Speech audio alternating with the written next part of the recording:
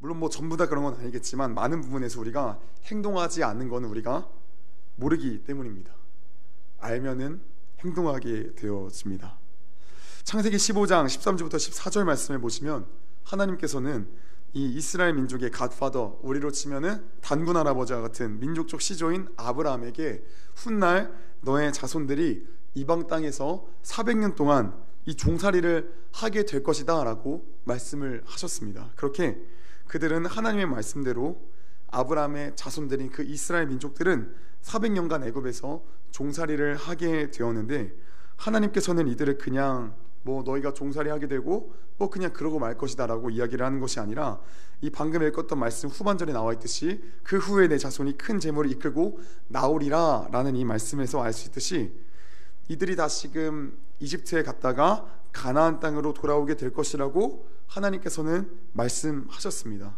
특별히 창세기 46절 4절 말씀을 또 보시면은 하나님께서는 이들을 친히 인도하여 데리고 나오겠다라고도 하나님께서는 약속을 하셨습니다.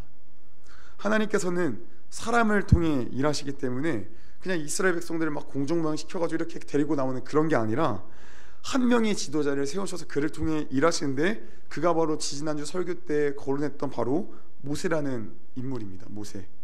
하나님께서는 모세를 택하시고 그를 지도자로 세우셨어요. 그래서 그로 하여금 이집트로 가게 하셨고 바로에게 이렇게 이야기하도록 한 것이죠. 오늘 본문 1절 말씀을 같이 한번 또 읽어보도록 하겠습니다. 함께 있습니다. 그 후에 모세와 아론이 바로에게 가서 이르되 이스라엘의 하나님 여호와께서 이렇게 말씀하시기를 내 백성을 보내라. 그러면 그들이 광야에서 내 앞에 절기를 지킬 것이니라 하셨나이다. 아멘. 이 보내다 라는 말은 해방하다, 놓아주다 라는 뜻을 갖고 있습니다. 지금 하나님께서는 모세를 통해서 이 세상의 권력자인 그 바로에게 하나님의 백성들인 이 이스라엘의 자유와 그 해방을 주어라 라고 지금 선포하신 거죠. 이 말을 듣고 바로가 어떻게 반응하고 있습니까? 굉장히 황당해하고 있습니다. 오늘날에는 우리가 산업혁명으로 인해서 노동력이 이전보다 덜 중요해졌으나 그 옛날 불과 500년 전까지만 해도 노동력은 너무나도 중요했던 부분이었어요. 일단 노동력을 바탕으로 군사력의 우위를 점할 수도 있었고, 또 식량도 그만큼 더 많이 확보할 수 있었기 때문에 노동력은 그 당시에 굉장히 중요했습니다. 그러니까 그 옛날 이집트에서 이스라엘 민족의 역할이 얼마나 중요했겠어요. 한낱 노예지만 그 수가 굉장히 많았기 때문에 그 노동력이 너무나 중요했던 그 사회 가운데서 정말 하는 일이 많았을 것이고 정말 중요한 역할을 맡았을 거입니다. 그런데 그 엄청난 수의 그 이스라엘 민족들이 갑자기 자신들을 노예에서 풀어달라느니 뭐 우리 이제 나가서 하나님을 예배하겠다고 하겠다는 어떤 이런 이상한 소리를 하니까 이 바로 입장에서 굉장히 황당한 거죠. 이건 마치 북한 주민들이 김정은에게 찾아가서 우리 아바이 수령님 내래 남조선으로 담을 띄워놓고 싶습니다 라고 하는 것과 같은 거죠. 그리고 무엇보다 이 바로가 더 황당했을 부분이 또 있습니다. 1절 말씀을 다시 한번 또 읽어보도록 하겠습니다. 같이 한번 읽습니다. 그 후에 모세와 아론이 바로에게 가서 이르되 이스라엘의 하나님 여호와께서 이렇게 말씀하시기를 내 백성을 보내라. 그러면 그들이 광야에서 내 앞에 절기를 지킬 것이니라 하셨나이다. 모세가 자신의 동포들을 풀어달라라고 이야기하는 근거가 지금 무엇이라고 지금 이야기를 하고 있죠? 이스라엘의 하나님 여호와께서 이렇게 말씀하시기를, 이것이 지금 모세가 자기 동포들이 이스라엘 민족들을 풀어달라고 하는 그런 근거입니다. 여러분, 우리가 바로의 입장에서 생각을 해보겠습니다. 바로가 하나님이라는 신에 대해서 혹시 알고 있습니까? 혹시 그 디오스카부스 신이라고 혹시 알고 계십니까? 디오스카부스 신이라고 혹시 알고 계십니까? 디오스카부스. 네, 당연히 모르실 겁니다. 제가 방금 지어낸 신입니다. 네, 만약에 제가 선생님들에게 이렇게 이야기를 했다고 가정을 해보겠습니다. 선생님들, 디오스카부스 신이 이렇게 말합니다. 그 디오스카부스 신이 선생님들이 저한테 5천만 원을 달라고 지금 이야기를 합니다. 그러니 얼른 계좌에 있는 돈을 털털 모아서 저에게 주시지요 라고 이야기를 제가 하면은 선생님들이 이 말을 듣고 디오스카우스 신이 이야기하니까 내가 정말 대출을 받아서라도 5천만 원을 이렇게 모아가 전화해 줘야겠다라는 어떤 이런 마음일까요? 아니, 당연히 안 주죠. 이 미쳤다고 주는 게 이 미친 거죠. 이거는 그 신에 대해서 일단 처음 들어봤고 일단 사이비 사기꾼 냄새가 철철 나니까 이건 말이 안 되는 거죠. 바로도 마찬가지였을 거예요. 바로는 하나님에 대해서 알지 못해요. 처음 들어본 신이에요.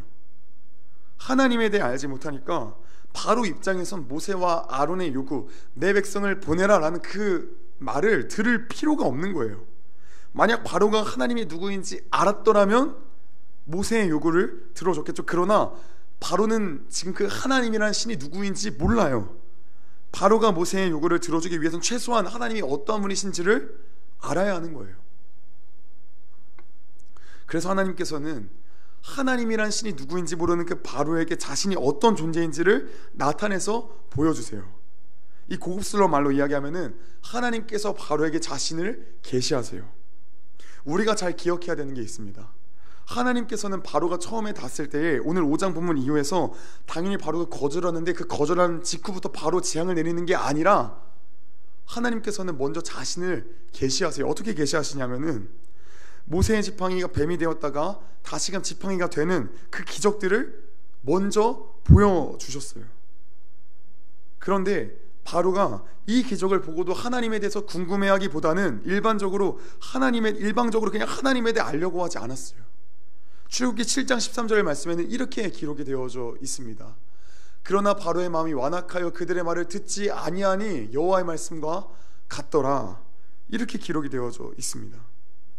바로가 그 마음을 닫아버리자 하나님께서는 계속해서 말도 안 되는 기적들을 보여주세요.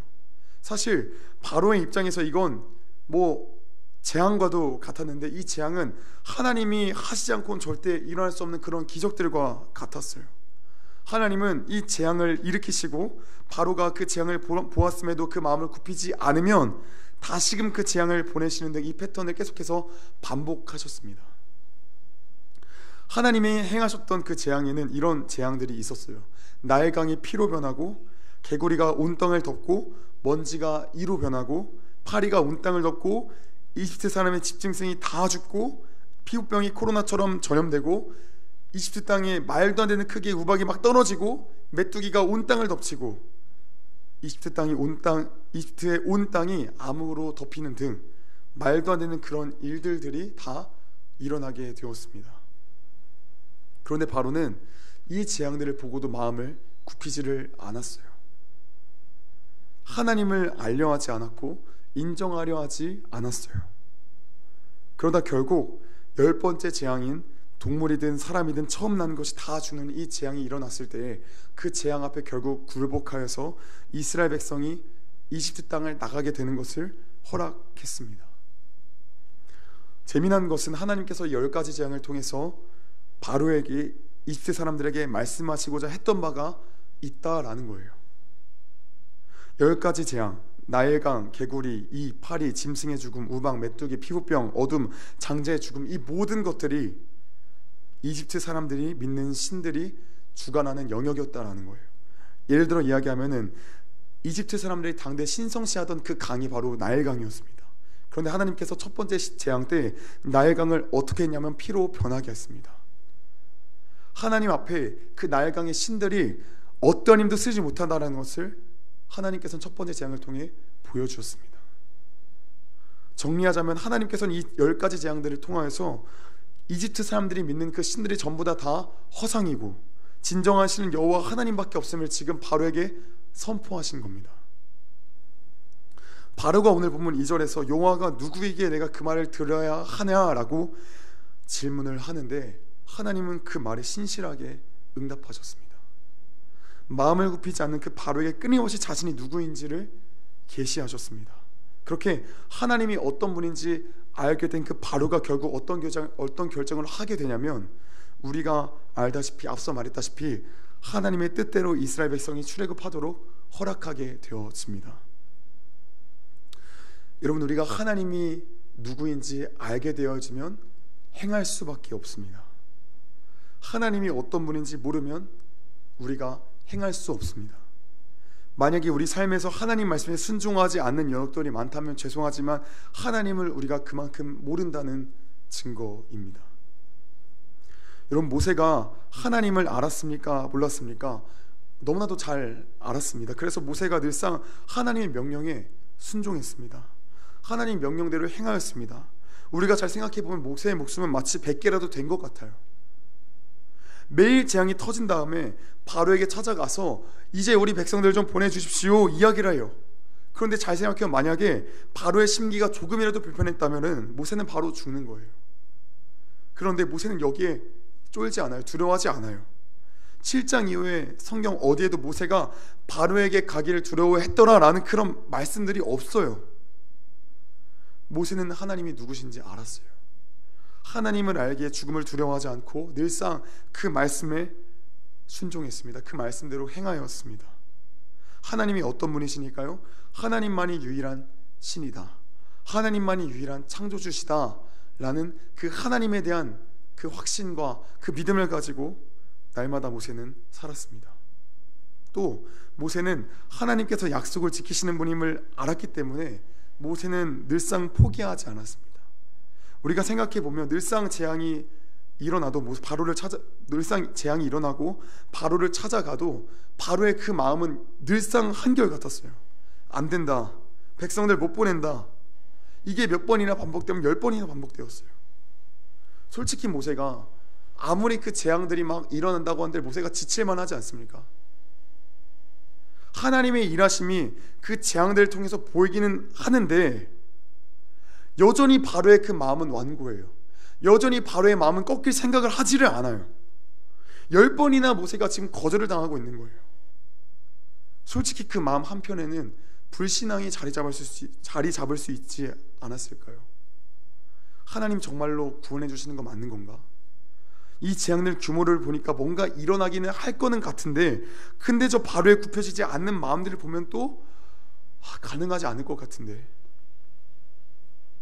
그러나 모세는 하나님께서 약속을 지키시는 분임을 알았습니다. 그래서 그 하나님을 신뢰함으로 다시금 바로에게 찾아가서 말하고 또 바로에게 찾아가 또 말하고 포기하지 않았던 겁니다. 하나님이 약속을 지키시는 신실하신 분임을 알았기 때문에 모세는 늘상 바로에게 찾아가서 끊임없이 이야기를 했던 것이죠. 사랑하는 여러분, 하나님을 알면 행합니다. 하나님을 알면 포기하지 않습니다. 우리 모두 예수님을 믿습니다. 그런데 그 예수님의 말씀에 잘 순종하지를 않습니다. 왜요? 예수님을 잘 모르니까요. 그분이 어떤 분인지를 삶에서 경험하지를 못했으니까 예수님 말씀에 순종하지를 못해요. 여러분, 하나님께서는 택한 자들에게 하나님 당신이 어떤 분이신지를 알게 하시기 위해서 끊임없이 우리 삶의 환경과 상황들을 끊임없이 조성하세요. 생각해 볼게요. 이스라엘 백성들이 노예 생활만 400년을 했습니다.